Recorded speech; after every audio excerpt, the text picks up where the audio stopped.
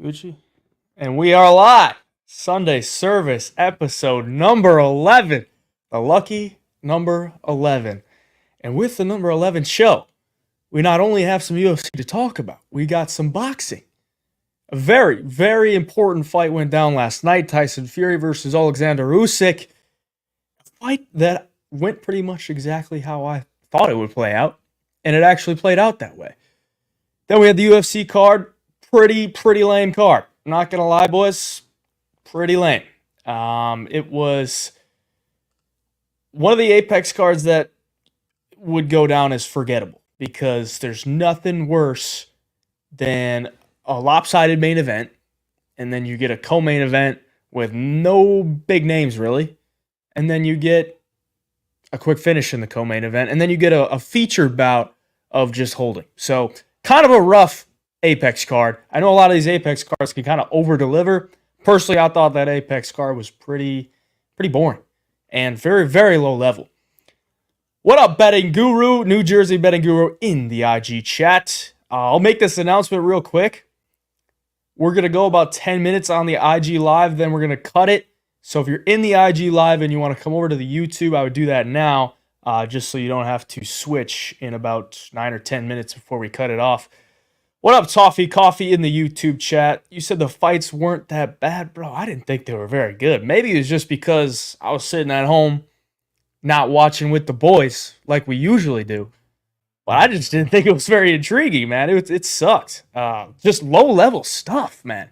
Like the tit KO, the headbutt DQ, like just low levels. I mean, we had what, 3 or 4 women's MMA fights?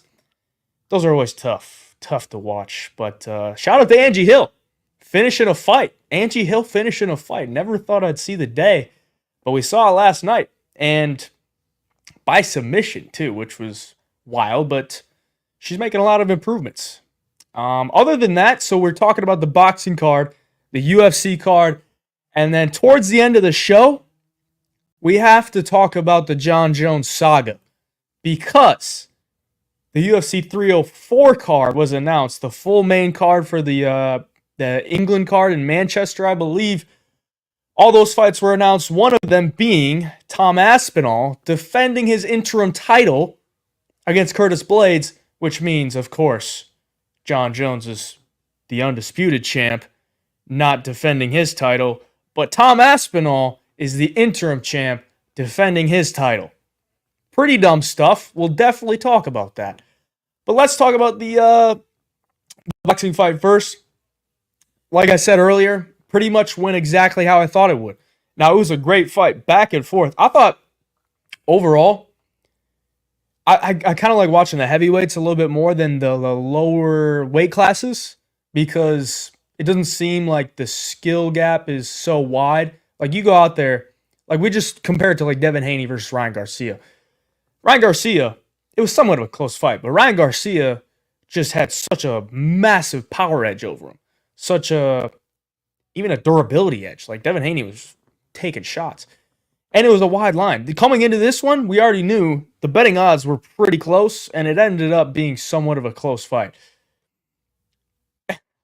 Coffee in the YouTube chat.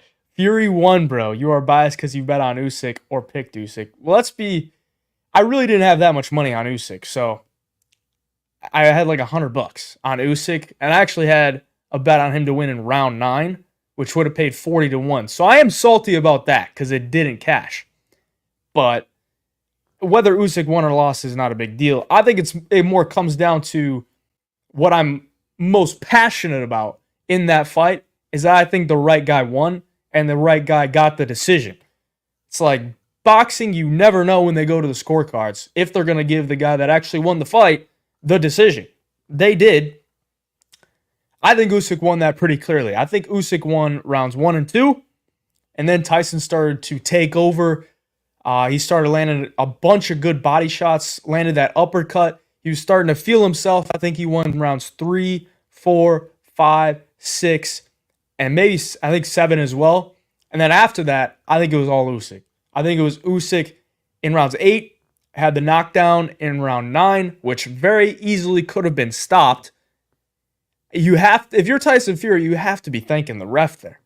because, number one, if you don't know, in boxing, the ref can call it a knockdown if the only thing holding the fighter up from being knocked down is the ropes. Now, that's kind of a judgment call because Usyk wobbled him, and then he wobbled him again, and then again, and then again, and then Fury's pretty much his legs are gone. He's up against the ropes, and Usyk's about ready to deliver the final blow, and then the ref steps in, calls it a knockdown. So he kind of saved him right at the last moment from getting knocked out. Now, you can't exactly say who's going to get knocked out because we've seen Tyson Fury literally get sent to the shadow realm by Deontay Wilder and still come up and finish the fight, and not only that, look good after that. So Tyson Fury, he can come back from big punches, man. He can come back from big punches. But the ref kind of did save him there, or at least from taking more damage than he took. After that, I think it was Usyk all the way. I mean, Tyson was rocked. He was hurt. Usyk was the one walking him down the entire fight. And then in those later rounds, it really showed because Usyk was working the man. Like, Tyson just couldn't land anything that he was landing in those middle rounds between like 3 through 7. He wasn't landing any of that after he got knocked down. So I thought Usyk won rounds 8 through 12, and he won the first 2. I thought it was pretty clear that Usyk should have won the fight, even at the 10-8 in round 9. One of the judges still gave it to Tyson Fury, which is crazy, but ultimately that doesn't matter because Usyk got his hand raised. Migo in the YouTube chat. It was clear. 7-5, maybe even 8-4 for Usyk. Coffee mad because his parlay didn't hit. Hey, man, I agree with you. I thought it was pretty clear that Usyk won. I thought it would have been crazy if he didn't get a decision. I would have been pissed. Not because of my bet, but just that boxing, just the integrity of boxing is just terrible. Like, we see it in UFC too, but like, these are big, high-level fights that have so much significance to them. You need to get decisions right. They can't be corrupt decisions. Do people really think Fury won? Mimsy in the IG chat says, nah, Fury won. How, man? How? Coffee says Fury had 12, 2, 3, 4, 5, 6, 7. Now here, I'll reason with you and say 12 could have been a swing round. 2 could have been a swing round. But I don't know, man. I don't know. I think that's a reach. I think you're reaching a little bit if you're saying Fury won that and you're confident. I think that's a reach, man. Because how can you really watch that fight and be like, yeah, Fury should have got his hand raised. I thought he got outboxed, man. And credit to Usyk, bro. Usyk was a cruiserweight. He's going up in weight. He's fighting Tyson Fury at heavyweight, bro. Tyson Fury had, 40 pounds on the guy? 6 inches in reach? Just so much smaller than Tyson Fury. And Alexander Usyk went out there and looked like the better boxer. Looked like the guy that should have won the fight. And he did. So if you think Fury won that fight, man, I don't know. I think that might be some coke. And it damn sure ain't about the Ukraine being at war. Like, come on. That was wildest too. Like, why? For one, why are we interviewing Tyson Fury right after? I guess it's a moment where you want to get his thoughts. But he just was in a 12-round battle, got rocked, nearly KO'd, and then you're putting him on the mic. Of course he's going to say some stupid stuff. Does anyone know what was going on with the Happy New Year's call? Like, is that some type of inside joke? Like, I'm trying to rationalize why he would say that, other than the dude's got massive levels of CTE. Like, does he not know what fucking months it is? Like, it's May, bro. New Year's Eve was 5 months ago. Ryan Muller in the chat. Fury lost. The damage was too much. Should have been stopped, but they aren't going to do that to Tyson. I agree. Completely agree. Very much agree.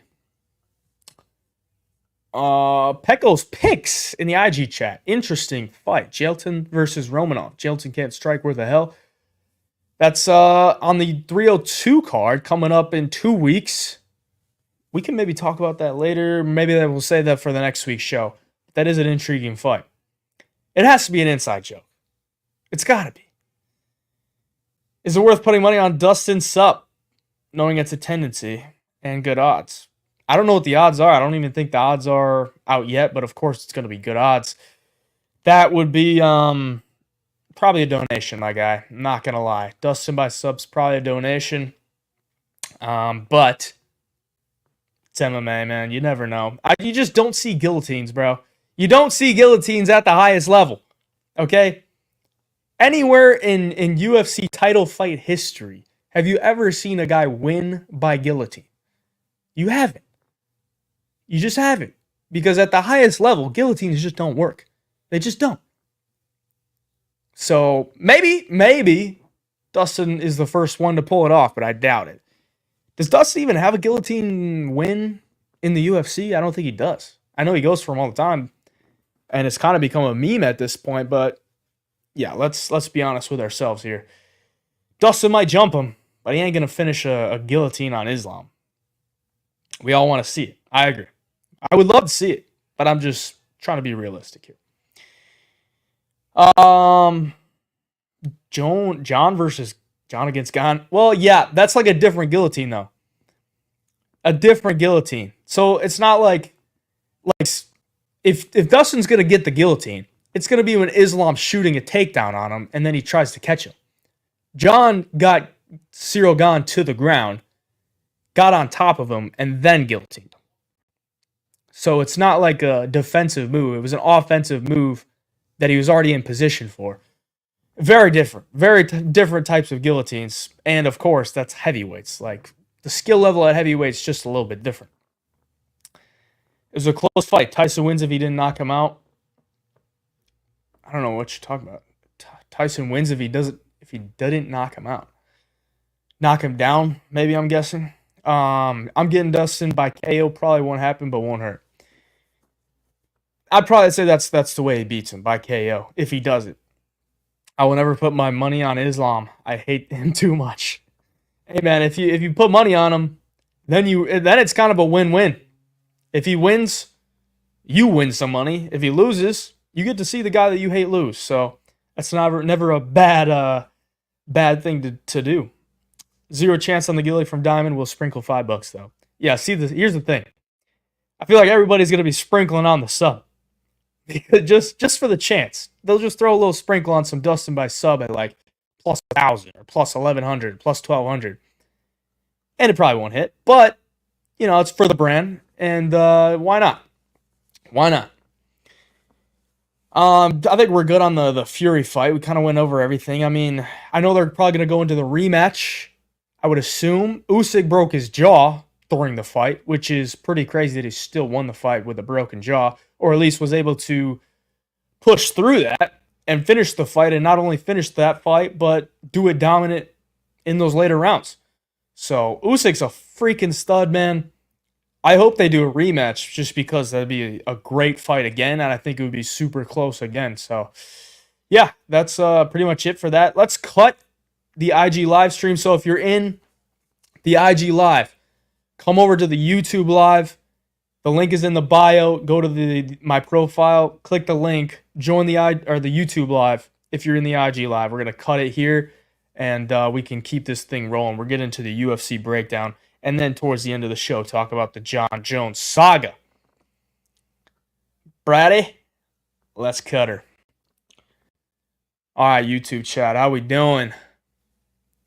How many rounds do you think Islam and Dustin go? I think it's probably going to be 3rd, 4th round finish.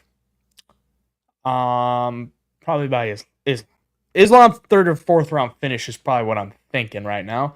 Just kind of wear him down and get to it. So that's kind of what I'm thinking. Strickland by decision is easy money. I'm kind of thinking that too, bro. But I could also see a Strickland late round finish because Paulo I don't think he really has the best gas tank. I know it's kind of improved over the years, but he's so explosive and he's gonna try everything he can to get Strickland out of there in those early rounds. That I think that he might gas him out, or at least blow his load, so to say, in those early rounds, and then Strickland can kind of take over, maybe finish him in like round 4 or 5. But Strickland decision ain't a bad bet at all. It just kind of comes down to if Paulo can keep the pace, and of course if Strickland himself doesn't get finished. So, who I got winning, Wolves or Nuggets? I got the Nuggets tonight, man. I think the Nuggets should be able to pull it off. If you saw Jokic's look after the Game 6, bro, no chance I'm betting against Jokic. Maybe just go for the over 2.5 or 1.5 to be safe. Kind of feeling that as well. Paulo's trash. He looked terrible against Rockhold. You think he's durable enough, though? Yeah, I mean, he's durable. He's got a real solid chin. But it really comes down to the pressure and the pace from Strickland. And I agree. I think Paulo's kind of overrated at this point. Like, what's he doing fighting Sean Strickland? He has no business being in there with Sean Strickland at this point. He's done nothing to deserve it. Doesn't make any sense, but that's the fight that we got right now. So you gotta roll with the punches. Let's talk UFC. Main event: Lerone Murphy versus Edson Barboza. I was impressed, as probably most people were, by Lerone Murphy. I mean, the pace that he kept on this fight, I have not seen in any performance from Lerone Murphy before. If you watch tape on Lerone Murphy, you watch any of his fights, he's not a very high volume striker. And he never really throws with a ton of intention. But in this fight, he looked like a completely different fighter. He racked up 220 significant strikes on Edson Barboza. Real nice boxing. Edson had nothing for him in the boxing department. And overall, I mean, Edson looked old. I mean, Lerone made him look old. Edson was gun shy. He was timid throwing his hands. Didn't throw many kicks, really. Like he of course landed a couple spinning back kicks. Landed that crazy up kick at the end of the first round that it looked like it almost knocked out Lerone Murphy for like a split second. But Lerone really just took it to him. I mean, he put it on him in the first round, and then you kind of start to think Lerone might start fading. He never did. Clean sweep from across the board. I thought it was 50-45. I mean, maybe you could give Edson the first round for that last second blow, but I don't think it really gives him the round. And Lerone's a stud, man. Lerone is a real stud. Still undefeated, 14-0-1. The draw came to Zubaira Tukhugov in a fight that I think he could have won. And Edson at this point, he's 38, 39. That might have been the last straw for Edson. And the damage that he took in that fight, kind of concerning. Because he's coming off a fight with Sadiq Yusuff where he took a lot of damage in that fight. And in this fight, it looked like he couldn't take the damage and keep coming forward. He was just taking the damage, not really offering anything back. A good fight for Lerone, I think next would be a Calvin Kattar, bro. I think Calvin's like number 8 or 9 in featherweight rankings. Edson was number 12, so I would assume Lerone's going to be number 12 or 11. You match him up with Calvin Kattar, maybe on that Manchester card if they can squeeze it in. I know that card's pretty stacked overall. They already got the main card layout. Maybe they add him as the feature prelim or something like that. Throw him on the Manchester card. He might not be up for it just because he went 5 rounds, and that's in about 2 months. So maybe he's not up for it. But I would assume Calvin wants to get back in the ring or get back in the octagon as soon as possible. Kind of makes sense. He had a bad performance against Aljo. Lerone showed he's more of a striker. He can mix in the grappling, but he's more of a striker. Makes sense. Lerone Murphy, Calvin Kattar, book it. UFC Manchester. Colby O'Brien. In the YouTube chat, Lerone is like DDP, very durable and always wins his fights, in dominant fashion or not. I think that's a wild comparison. I'm not going to lie to you, Colby.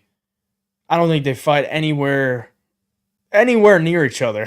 I'll just keep that a buck. I think that's a terrible comparison. But I appreciate the input. I would compare Lerone more to like a Leon Edwards, bro. Like, I mean, English guy, that's a striker. He can also grapple. And in most of his fights, he's usually fairly low volume and very calculated. Like a lot of feints on the feet, decent boxing. I mean, maybe Leon Edwards isn't the best just because Leon uses his kicks more. Murphy was more with his hands last night, but kind of the same style. Calculated on the feet, kind of good overall, and just a guy that wins fights. He just wins fights. Ryan Moeller, Chaos Williams is a damn stud. I love that dude. Let's talk about that next.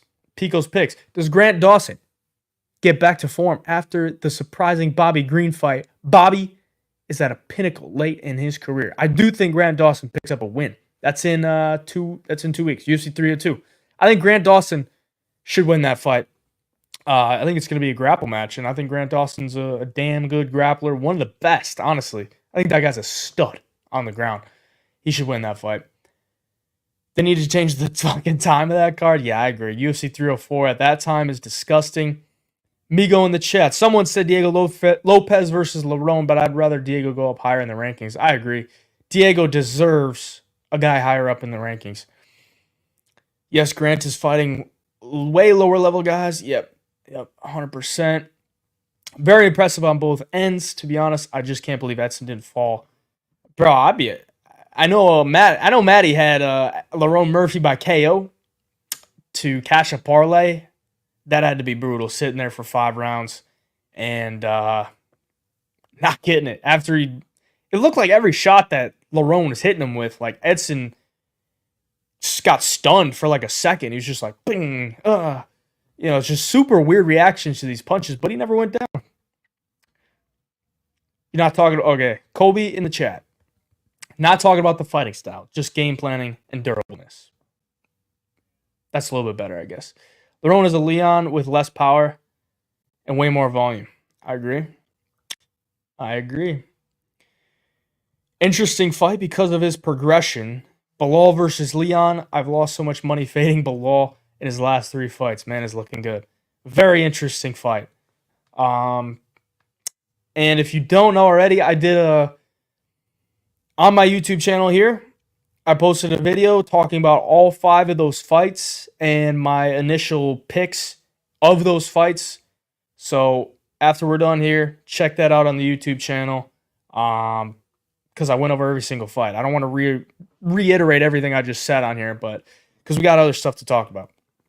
Maybe we do it towards the end of the show. But co-main event, Chaos Williams, Carlston Harris. Carlston Harris needed to grapple, man. That's your only path to victory here because eventually, if you stand with Chaos Williams, your 36-year-old chin ain't going to hold up. And it did not hold up very long. 90 seconds into round 1, a right hand from Chaos Williams puts the man out. Chaos is good, man. He's durable on the feet. He's got a great chin. Obviously, he's got big power in his hands. And the dude's never been finished by KO or submission. So if you're going to stand with Chaos, bro, you're going to expect to get hit with something big. And Carlston Harris got hit with something real big. And he went out. So props to Chaos. I don't know that. I mean, who do you really match up Chaos with next? I know I had it. Let me pull it up. I got it written down here. I just don't have it exactly in front of me. I did the matchups, future matchups. Oh, yeah. Chaos Williams versus Michael Morales. Now, Michael Morales is right outside the top 15. He's undefeated. He's a young guy and also a striker, really solid striker at that. I'd love to see Chaos and Michael Morales go at it, man. That would be a sick fight. Stand-up fight, most likely. And Morales is a big dude, strong dude, hits hard. Chaos, always going to want to keep the fight on the feet. That'd be a sick fight. Chaos Williams, Michael Morales. Book it. Chaos definition of built different. Took a standing strike to the back of the head. And instead of backing up, just bombs that hook. Interesting. I didn't even notice. He got hit in the back of the head. Pico's picks. Dropping some knowledge on us. Chaos got a crazy chin on him. He looks like he's just a unit. Like everything he throws at you, you better watch out. Feature about Temba Garimbo Ramiz Brahimai. Very boring fight. But it was a fight that kind of played the only real way that I thought it was going to play out. Ramiz can only wrestle. Temba was kind of forced to wrestle, and he out-wrestled him. So I can't really be mad at the guy for out-wrestling the guy when he wanted to wrestle. Picks up a win, very easy win for Temba, and he was pissed. He was pissed on the mic. I mean, quite the promo. I mean, it's not really a promo, but quite the clip he cut after his win on the mic. And understandably so. I mean, he's a guy that's, very emotional with what's going on with his life and how people react to it. I guess people were making fun of him for crying because he said he was upset that his coach was with him when his mother died. He wanted him to be with his mother, and he felt like he kept him from seeing her. So he was upset about that. He gets emotional. People online gonna troll him, and then he goes on the mic and just goes at him. So it was wild. It was wild. But I love Tembo, man. Temba is he's a great dude, hard worker, and he's on a 3-fight win streak. So I mean, he's moving up. He's moving up. The guy's solid, very solid. Not much on that one though. Fight itself probably could have slept through. Adrian Yanez, Vinicius Salvador went exactly how I thought it would. Adrian Yanez by KO, because this was a massive step down in competition for Adrian Yanez. If he didn't get a KO, that would be pretty much the equivalent to a loss. And he does it, really not much on that. Other than, I think a great matchup for Adrian Yanez next would be Cody Garbrandt. Now, Cody's outside the rankings. Adrian Yanez is outside the rankings. Just beat an absolute bum. You can't really thrust him into the rankings right away. Cody Garbrandt loves to stand and strike. Got great boxing, fast hands. Adrian Yanez loves to stand and strike. Great boxing, fast hands. That would be a sick matchup. Adrian Yanez versus Cody Garbrandt. Who wouldn't watch that fight? That'd be perfect. Book it. Moving down. Angela Hill, Luana Pinheiro. Pinheiro looks terrible. She looked terrible. Angela Hill looked good. She looks like she's aging like fine wine. I mean, her game just continues to progress. And I think the wrestling is the biggest part. Like, she didn't really have the best wrestling throughout most of her career. Looks like she's worked on that a lot. You always know her striking's going to be solid. And then she's really upped her wrestling game as of recently. And, of course, her submission game. She gets a round 2 sub. Shout out to Angie Hill. Moving down. Tom Nolan, bro. Does Tom Nolan... Okay, what is this? What is with these Australian dudes just having the worst chins? Like, I think... Let me make this distinction. I think white dudes from Australia might have the worst chins in the UFC.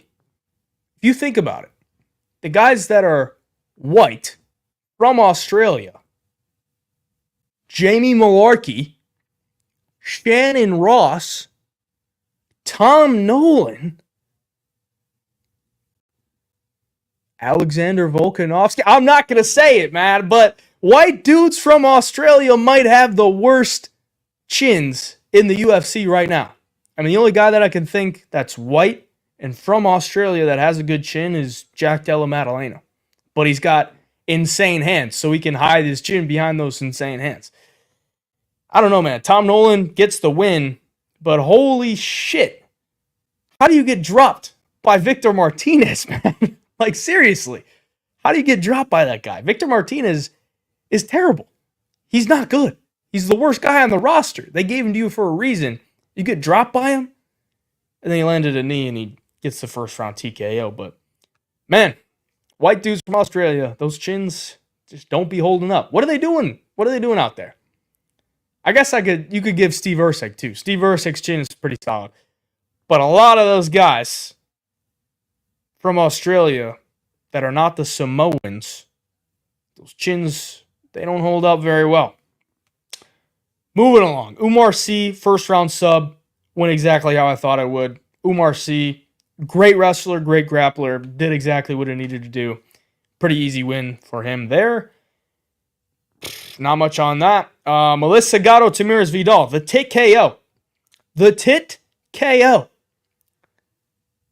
I don't know what, I mean, I do know what, but Tamires Vidal, absolute bum.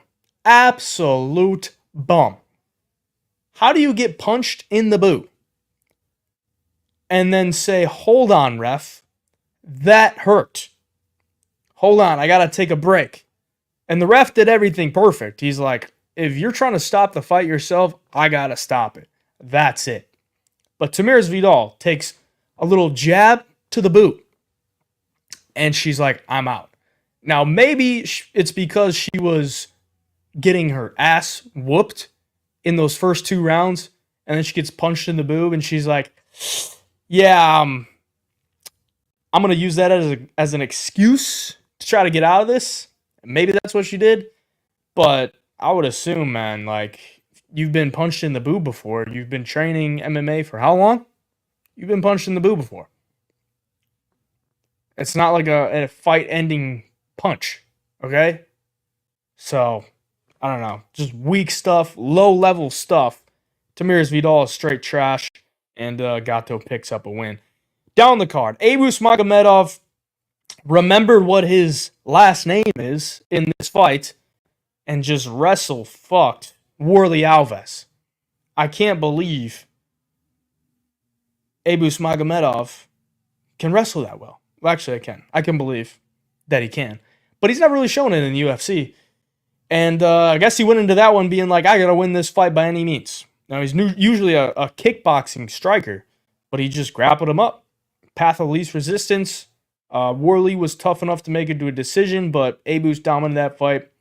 Good win for him. Down the card. Now we get to the DQ, and this is where it gets interesting. Because your boy here had a nice little wager on Pierre Rodriguez. And I was pissed.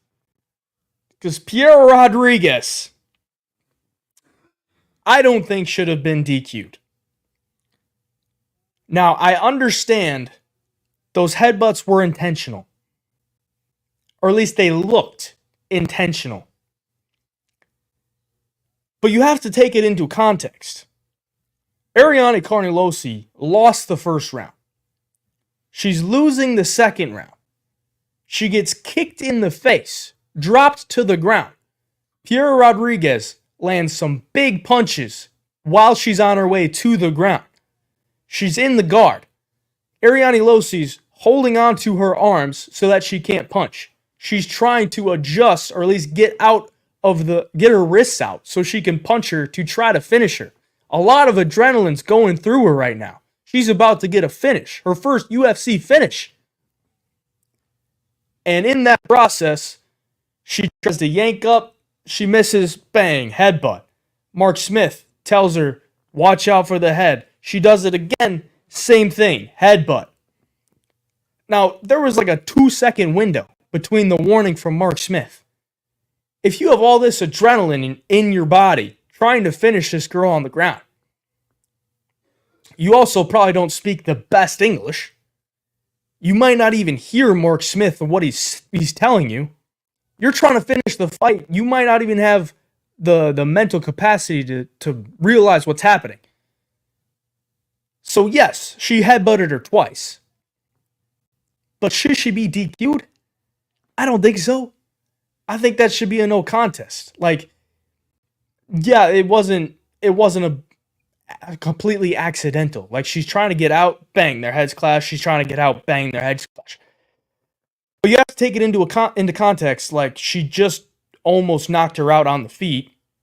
Ariane Carnelossi she's not ever going to say she's okay because she's losing the fight and almost got knocked out. There's no way she's going to continue that fight. So she can't continue. But Pierre Rodriguez was winning the fight, and it wasn't. I don't really think it was intentional. Like, she's like, okay, I'm gonna headbutt her. I'm gonna try to headbutt this girl so that she feels it. I think it's just part of what's going on the ground. I don't think it should have been a DQ. I mean, I'm biased, but like, holy shit, man. Like, what a way to lose your money. What a way to lose your money. Just disgusting. Disgusting. So, yeah, I don't know. I don't know who to be mad at. Piera, Ariani, the ref. I guess I'm pissed about the whole situation, man. Because Piera Rodriguez should have won that fight, and she was on her way to winning. And yes, it was illegal, but I don't think it should have been a DQ. I think it should have been a no contest. That's about it. I got on that one. That's my rant. I was so pissed about it after that. So pissed. Down the card, Alatang Lee, boring decision win. Don't need to talk about it. First fight of the night, Vanessa Demopoulos wins by split again. Something about Vanessa Demopoulos winning split decisions is a little bit fluky. Now, I thought Dakota won the fight just because she was landing a little bit more. She was landing the cleaner shots, in my opinion. Now, Demopoulos hit her with some good shots. Don't get me wrong. She hit her with some good shots. Dakota was bleeding. She was bleeding from her nose. She had a cut by her eye. But I thought Dakota landed a little bit cleaner and a little bit more impactful. And I thought she won the fight, but Vanessa Demopoulos, her fight style is just so scrappy. It's moving forward. It's in your face. It's always pressure. She kind of does a lot of big movements, and maybe that just looks good to the judges. Or maybe the judges were past clients of Vanessa Demopoulos. No, I'm kidding. I'm kidding. I like Vanessa Demopoulos. She's a good character, and I got to give Vanessa a lot of credit. Her skills since she's entered the UFC have been improved significantly. She was terrible on the feet when she came into the UFC. Really just a grappler, a submission artist. And last night, she stood and did well against Emily Dakota, who is a pretty solid striker on the feet. So, yeah, I mean, she wins by split. I think it could have went either way. I think it should have went to Dakota, but I'm not going to get too butthurt about it because that's women's MMA, and a stand-up striking battle is usually pretty subjective. So, they give it to Vanessa. All right, boys. Anything else on the UFC card before we jump into the Jon Jones saga? Let the chats roll in. I'm going to pull up a couple things on my phone that we can look at. She gave them judges a lap dance before the card. Yeah, you know, it's a funny joke, but it could be reality. Not gonna lie. Like, she lives in Vegas, bro. I mean, I don't think she does that anymore, but you know, maybe in the past. All right, Jon Jones saga. So the reason we're talking about this, right, is because the UFC 304 card got announced, and Tom Aspinall is defending his interim title against Curtis Blades. He has no reason really to do so other than get paid and stay active. Now, Jon Jones. It seems like Jon Jones is going through a bit of a crisis. Mentally, maybe his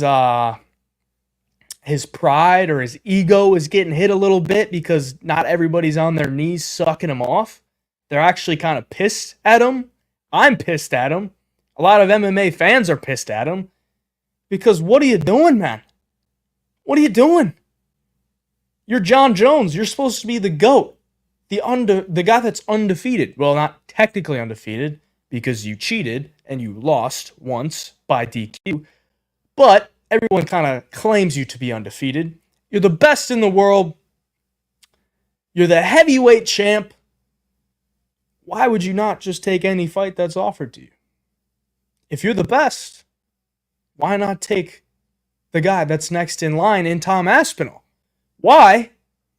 Because you want to fight the guy in Stipe Miocic that hasn't fought in 4 years.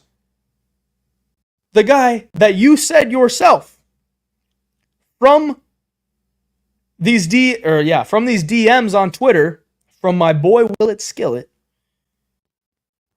Hell yeah, bro. I'm about to beat up this old man and right off into the sunset. Couldn't even spell ride correctly. He said, and right, off into the sunset. He said himself, I'm about to beat up this old man. So if you think Stipe is just an old man, what's that do for you other than give you another win and say that you beat Stipe Miocic way past his prime?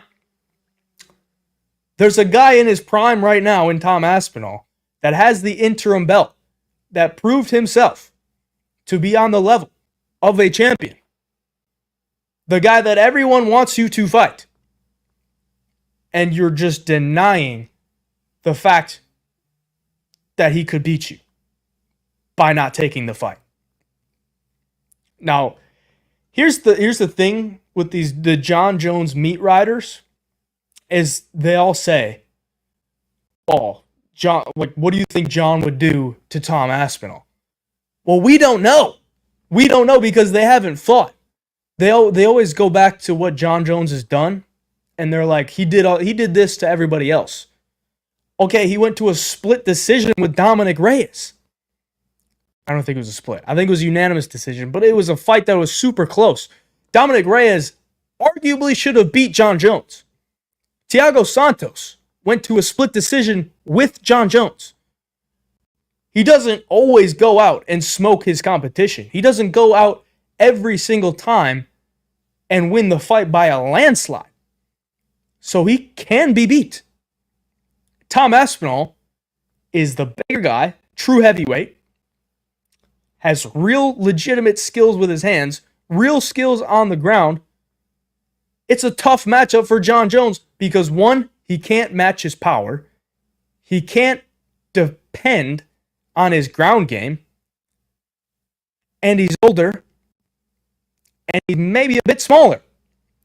So in Jon Jones's mind, he's like, I don't know. I might lose that fight. How about I just fight Stipe because I can claim that he's the legend, that he's still very dangerous. He hasn't fought in 4 years, man. Nobody wants to see Jon Jones versus Stipe. They want to see Jon Jones versus Tom Aspinall. And the funniest part about last night, Jon Jones tweeted about Usyk versus Fury. He's like, what do you think about this fight? Somebody in the comments said, belts getting unified. Something you wouldn't know about. Something like that. Thought that was hilarious. Because the belts should be unified, man. There's no reason that Jon Jones shouldn't be fighting Tom Aspinall other than the fact that Jon Jones is ducking the shit out of Tom Aspinall. It's ridiculous. And the reason I say he's going through this ego crisis is because why, on God's green earth, if you're the GOAT, are you taking into account the opinions of random dudes on Twitter? Now, Willett Skillet on Twitter is very active. He comments on a lot of my tweets, comments on a lot of my posts, DMs, all that stuff. I know the guy. Shout out to him. He's been on the ass of Jon Jones. And then all of a sudden, Jon Jones DMs him and says, okay, what if I'm filthy rich and literally own not one, but two small mansions in the same town? What does that make me? Just curious. And Willett responds, all that money, and you're still this much of an insecure coward. LMFAO. Just go fight Stipe, then retire so we can forget about you already. Jon Jones responds, I've already agreed to make $15 million my next fight. Hell yeah, bro. I'm about to beat up this old man and ride off into the sunset. Hope you enjoy watching, Will. And Will responds, fun fact, in your 16 UFC title fights, 13 of your opponents were older than you. Yet you still want to mangle poor old Stipe to add some stuffing to your legacy. Genuinely, what would you have done if Shogun decided he wanted to rematch Chuck Liddell instead of fighting you? That's basically what you're doing to Tom. Very solid stuff there from our boy Willett. Jon Jones is an absolute duck, man. Absolute duck. It's disgusting. It's absolutely disgusting. Like, what is he doing? You're the GOAT of the sport. Take the fight. Tom Aspinall, dangerous dude. is the guy that everyone wants to see you fight. I don't know there's anyone out there other than a Jon Jones meat rider that actually wants to see Jon Jones versus Stipe. Everyone wants to see the interim champ, Tom Aspinall, to fight the guy that's been holding the belt hostage, Jon Jones. But Jon Jones doesn't want it because he wants the easier fight, Stipe. And the UFC probably wants it that way too because they don't want their golden boy, Jon Jones, to lose towards the end of his career because then they can't tell everyone about how Jon Jones is the best. Stupid, man. So stupid. But, I mean, props to Tom Aspinall because Tom Aspinall is taking a fight against Curtis Blaydes, defending his interim belt. And Cyril Gane is also ducking Tom Aspinall because Cyril Gane was apparently offered the fight and he declined because he's recording some movie. Like, what is going on here, boys? Is Curtis Blaydes the only guy that's willing to fight Tom Aspinall? The guy's got an interim title belt. I mean, maybe they don't care because it's an interim title belt, or I don't know, man. I mean, Cyril Gane's probably just going to wait forever until he gets an undisputed title shot because that's what he does. And the UFC will probably give it to him eventually because they want that France market. Cyril Gane is their guy. Tom Aspinall's a stud. He's going to smoke Curtis Blaydes. You heard it here first. Curtis Blaydes has always been overrated to me. Curtis Blaydes always been overrated. I don't think he's good. You look at any time that he's moved up the ranks, had a chance to win a fight and then fight for a title, he's lost. He's just not that good. Decent wrestler, decent hands. I don't really think he has power on the feet. I don't. Who has he knocked out on the feet? Chris Daukaus? Who hasn't knocked out Chris Daukaus on the feet? Tom Aspinall's going to roll through him. Leon Edwards, Belal Muhammad? Let's talk about it real quick. Leon Edwards, Belal Muhammad. Who do you think is going to win that fight? Because I think Leon Edwards should win this fight, but I got a feeling Belal Muhammad might pull something out. Belal Muhammad is going to go into this fight with everything on the line. He has been doubted for a very long time. The title has been kept away from him for a very long time. For some reason, Colby Covington got a title shot before him. So stupid. But Belal has been on the sidelines for over a year now. He's got to come into this one ready to wrestle. Ready and willing to wrestle. Because if he stands and strikes with Leon Edwards, it's not going to work out well for him. I don't think he's dangerous enough on the feet to deal with Leon Edwards. Leon's distance management is just too damn good. But he can be, I don't want to say like exposed with the takedowns, but he can get taken down and he can get controlled. His double leg takedown defense is very good, but Belal Muhammad needs to run single legs all day. If he can run a single leg all day, he's going to go in there and be able to get takedowns on Leon, and he needs to have good top pressure because Leon's game of getting back up has actually improved a lot as well. On the feet, I don't want to say he's a sitting duck, but he's not dynamic enough of a striker or doesn't hold any danger in his hands or his kicks, really, to make Leon uncomfortable. So I think he's got to go into that fight and wrestle. And I would probably bet my life that this fight goes to a decision.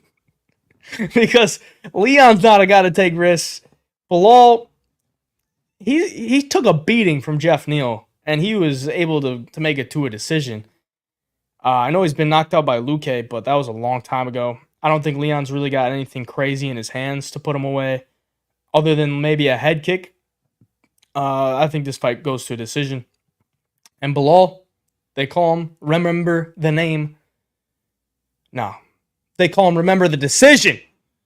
Belal, remember the decision. Muhammad could pull himself off a victory. I'm not doubting him. I'm really not. I'm giving Belal a decent shot, but I think he has to go in there with the right game plan. And I actually trust Belal to go in there with the right game plan because he has never relied on his physical capabilities. It's more so going in there with the right game plan, sticking to it, and executing it. So I think he could go in there with a good game plan and pull it off. I'm not doubting it. I actually bet on Belal Muhammad against our boy Gilbert Burns, which was about a year ago. And everyone was saying Gilbert was going to run through him. And Gilbert got injured during that fight, so that ruined the fight for Gilbert. But Belal won, so yeah, I'm not one to doubt Belal. I don't think Belal is bad. I think Belal is actually better than most people give him credit for. Yeah, I mean everyone can agree. I see you, Rexy in the chat. Belal deserves the title shot, but you hate him. Everyone can kind of agree Belal Muhammad deserves a title shot. I don't think there's anyone out there that says he shouldn't have got this fight. But at the same time, it's like, you still don't like watching a fight. Like, you just don't. You can't. It's nothing personal. I actually like Belal. I've met him. I met him at like circa, in December or something like that. Cool guy. Nice guy. I think he does all the right things. But his fight style isn't always the most entertaining. Other than that, boys, like, we don't really need to go through the whole card. Actually, let's talk about Bobby. Bobby versus Patty. Because the other two fights are a little bit, not super hyped about those. Good fights, but not super hyped about them. Bobby versus Patty. Let me know in the chat who you think's going to win. I was shocked when I saw Bobby Green was that big of a favorite over Paddy Pimblett. Now, if you watch my video, I already kind of talked about this. The video where I talk about my early picks. I picked Bobby to win, but I'm starting to think Paddy Pimblett at dog money is kind of the play. Because Paddy he's got some solid hands. Like, he hits pretty hard. And Bobby, I think, he's out there just kind of touching. Bang, bang, jab, jab. A 1-2 leg kick, body kick. He could piece up Paddy, but if Paddy is aggressive from the jump, Paddy can win that fight. And not only that, he could probably knock out Bobby because Bobby's chin isn't as good as it once was, and Bobby relies on so much head movement and just so much movement overall just to try to avoid punches. Doesn't really keep his hands up.